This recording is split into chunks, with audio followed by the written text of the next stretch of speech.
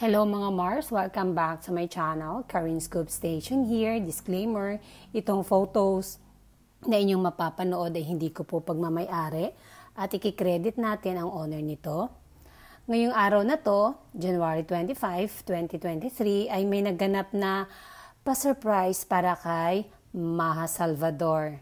Binigyan lang naman ni Maine Mendoza ng surprise baby shower si Maha Salvador. At yan nga, sobrang na-surprise talaga si Maha Salvador at umiyak pa siya. Ayan, kumpleto po. Andyan si MJ, andyan si Arjo, at iba pa lang mga friends. And napakabait talaga ni Maine Mendoza. Akalain mo yon, isang Maine Mendoza nagbigay ng surprise baby shower para sa nalalapit na anak ng mag-asawang Rambo and Maha Salvador Nunez. Sabi pa nga ni Maine, soon to be mom.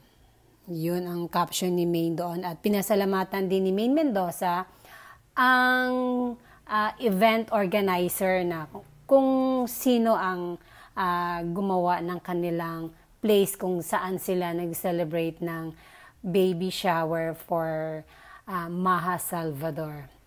Iba ka talaga, Maine Mendoza. Nag-iisang Maine Mendoza. Ayan po sila. Andyan po si Chami too. At iba pang mga friends. Parang kunti lang ata sila. Parang intimate lang. Dahil sila lang.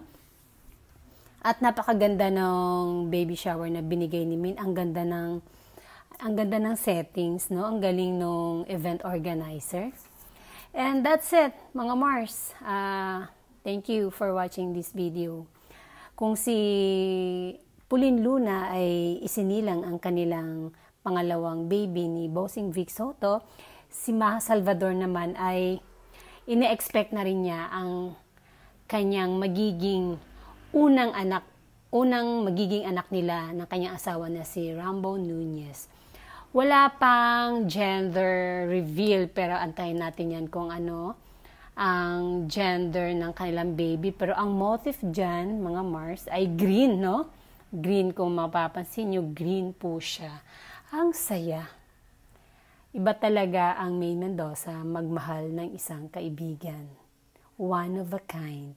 The genuine personality, mahal ng lahat.